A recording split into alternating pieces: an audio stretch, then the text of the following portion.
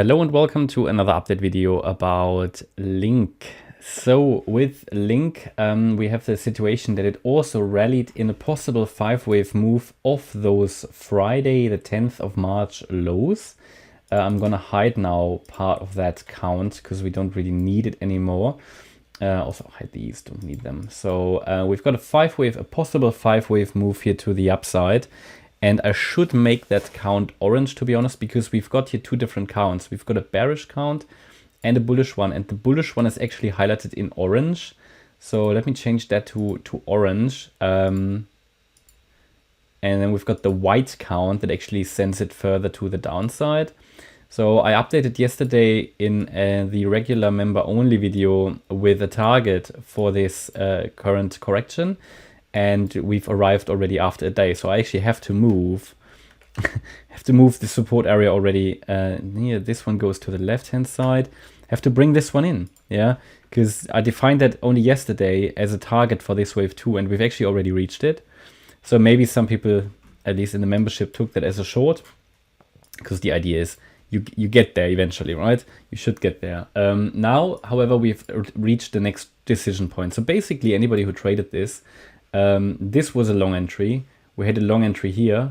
We had basically a short entry here, or a resistance area, and another possible turnaround point here. I think we had one that was broken here before. I can't remember that actually. It might have been. But this is sort of the swings that you can take. I mean, somebody who doesn't want to trade that manually, you can just let a grid bot do its thing. That's also possible. So we have now reached target already. We've reached the 61.8 Fibonacci retracement. 641, that's a key target. So yeah, I mean, in yesterday's video, I did highlight that. I can't remember if I made a public one or just a member only one. But what I do typically is suggesting, I mean, not suggesting what you trade, but I suggest turning points, turning areas where I think based on my analysis that the price is going to turn around. We had one here yesterday, yeah. Like together with many other coins, LINK topped. And I highlighted this as a support area. What you normally do in such a 1-2 setup, you can measure the length of the wave 1, and then you get your retracements. And in a wave 2, standard Fib support is between the 78.6 retracement and the 50% retracement, between 619 and 657. So this is standard Fib support for a wave 2. It's not great, this move to the upside. Yeah, it can be counted as a diagonal. That's fine. But as with a diagonal, you always need proof in a wave 2. That's why this support area is in orange, not in green or yellow. It's sort of, let's say, higher risk, okay? Because we're also coming down quite fast. So I wouldn't be massively surprised if this area breaks, but we have certainly a possibility and a likelihood to turn around here. If I was to label now the subwave structure here for the bullish count, this would be an A wave, the B wave, and we come down now in a C wave. Ideally, we turn around either now or above 619. That is the 78.6 retracement. Now, if we look into the wave C itself, it's a bit hard to see, but so let me just do that. But well, let me just put that back on. A wave, B wave, C wave. Yeah, my view would be we come down a little lower. But again, we are now in the support area. I mean, this could have been the 1, the 2. Here a 3, maybe this is the 4 and the 5. That's how I can know that was not water, that was just my phone. So need to put it on. I can't put it on vibration today because I'm expecting some calls that I definitely cannot miss. So I need to have the sound switched on. But every second or every minute something pops up, and yeah, you know how these push messages actually are. So don't be distracted. But yeah, you know, this is where we are, and ideally it's starting to turn around here very, very shortly. Now we can also use the method to take the length of the A wave. We go to the high of the B wave. 1-to-1 ratio was already broken, so we've now reached the 1.618 extension. I mean, we've reached ideal targets. So it either now turns around or it doesn't. But if it turns around, it's an ideal time to turn around here. At the moment, I don't really see any sign of it turning yet. So again, it's the same thing that we often have when we are in a support area. You have to follow the trend until you see a signal. I don't see any signal that the trend is changing back to the upside, not yet. We start to see divergences building here on the lower time frames. That is a good sign, but maybe we get one more low.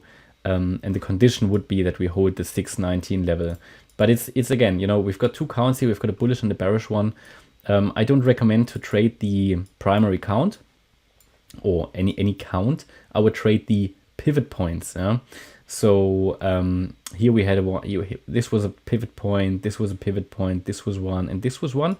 And if we now rally in a third wave, I mean, it can take it to $10 above. Amazing reward to risk ratio. Okay. Now, if we drop below 619, it will increase so first of all, key support will then be around $5.90, $6, the previous lows here.